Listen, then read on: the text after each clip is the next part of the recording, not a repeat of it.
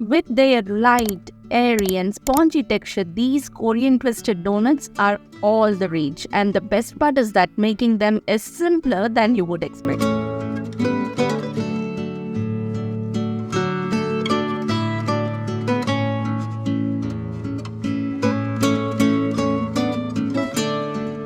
Combine a teaspoon of salt, 4 cups of bread flour, 3 tablespoons sugar and 2 teaspoons yeast. Mix these dry ingredients well. This helps to distribute the yeast and sugar evenly throughout the flour. By the way, you can find the detailed ingredient list in the description box as well.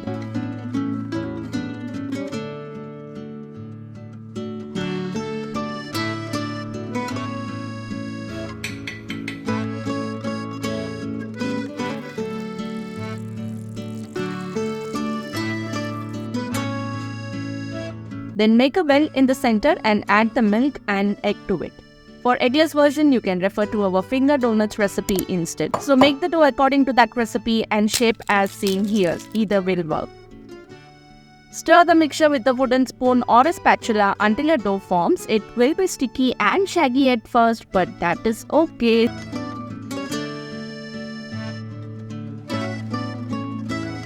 Simply turn the dough out onto a lightly flat surface and begin kneading by pushing the dough away from you with the heel of your hand, then folding it back over itself and repeating. So push, fold over, turn and repeat. You will observe that your hands are sticky, the dough looks like a mess, but that's okay. That's how the dough will be initially. Continue kneading like this for about 10 minutes. Within a few minutes, you shall start observing the changes in the dough. Make use of pen scraper in this process.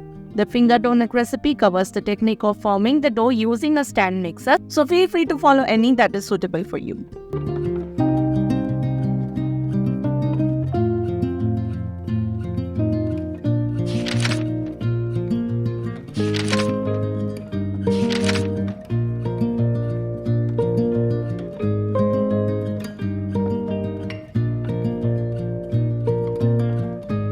If you're finding it difficult to knead, you can lift the dough and fold it over itself as seen in this part of the video. But no matter what you do not add any excess flour at this stage. This excess flour is what makes your end product dry, so try to avoid that. And then gradually incorporate the butter into the dough and continue kneading for about 6 to 8 minutes more.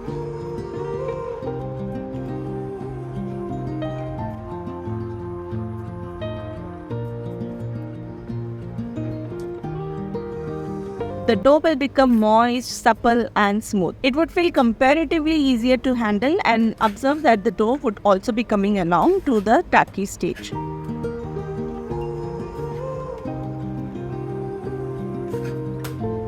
But as you knead, you will also observe the butter oozing out, and the chances of giving up on your dough are quite high at this stage, but again trust the process and continue. Your hands getting cleaner is an indication that the dough has come together.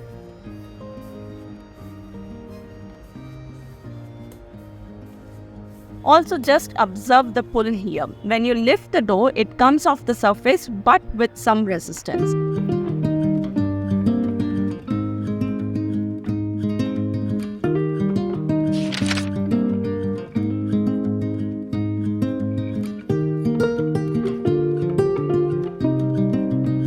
You can also clearly see that it now has a smoother surface. When you touch it, you would feel the dough to be moist, smooth and supple.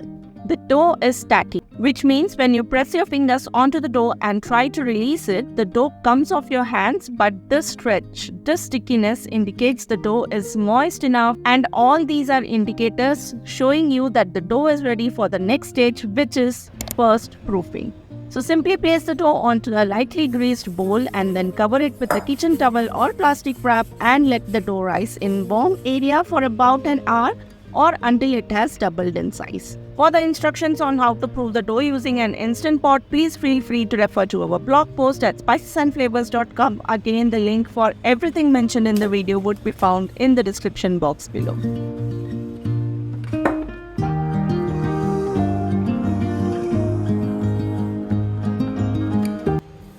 After about an hour, once the dough has risen, punch it down to release any air bubbles and then divide it into 16 equal pieces, each weighing 52 grams. You can either eyeball or weigh accurately, it's totally up to you.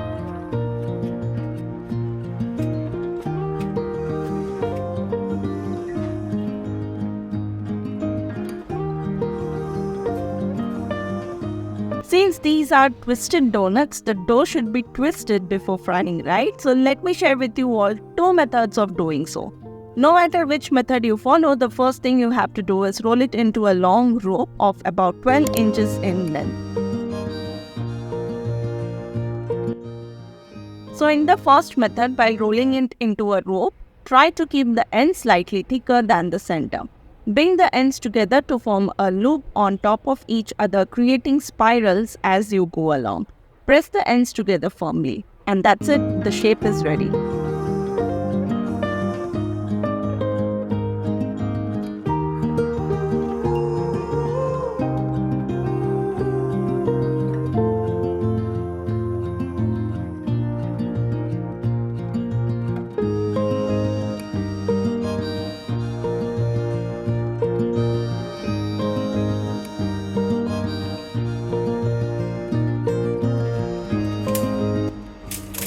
In the second method, you have to twist the dough once it's rolled. So one hand goes up and the other hand goes down, which creates the tension in the rope.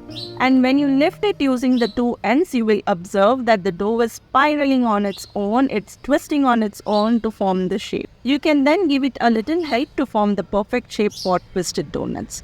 No matter which method you follow, make sure that you get 3 loops on top of each other, creating a long twisted dough. This is the mistake I did. So if you see, we have 2 loops here, but instead 3 loops to create a slightly longer version, which is actually what you would see in the local markets.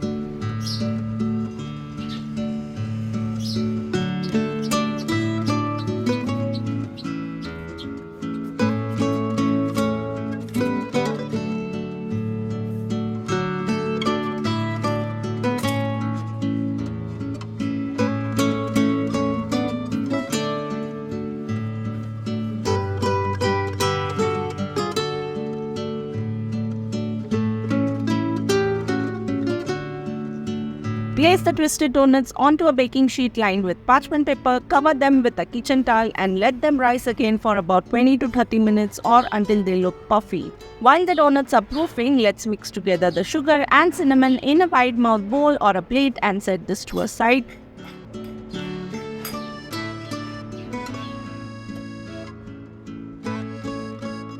Also pour oil into a deep fryer or a large heavy bottom pot to a depth of about 2 inches. Heat the oil to 350 degrees Fahrenheit, that is 175 degrees centigrade.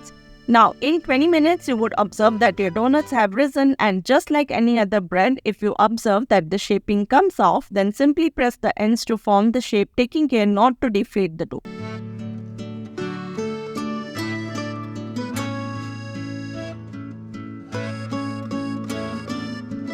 If you don't have a thermometer, just like I do, then let's put the Indian Jugaadu method to test the oil temperature in place. For that, simply drop a small piece of dough into it. The dough should not float to the top right away. If it does, that means the oil is too hot. The dough should rise slowly and steadily, surrounded by small bubbles. When frying, place the donuts upside down into the hot oil. That means the top part should hit the oil first. Fry each donut carefully, one at a time for about 2 to 3 minutes per side or until they are a light golden brown. A helpful trick is to cut the parchment paper beneath each dough, and you can use that paper to gently lower the donut into the oil. This is an easier trick if you are afraid of deflating the donuts or if you are scared of the oil splashing. Again, this trick has been shared in our finger donuts recipe, so if you would like to watch it in action, you can check it out from there.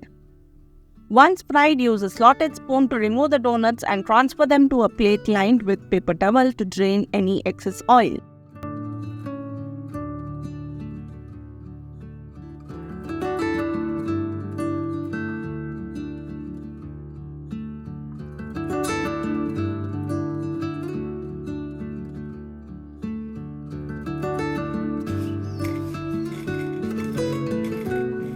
While the donuts are still warm, coat them with the prepared cinnamon sugar mix, and that's all. The donuts are ready. These donuts are best enjoyed right after making them when they are spongy on the inside and steam escaping as you tear them apart. Oh my god, it's pure bliss. I promise these will be the best donuts, and I literally mean it. These are the best donuts you will be ever having. Hope you get a chance to try them next. And if you do, please do come back and share your feedback with us.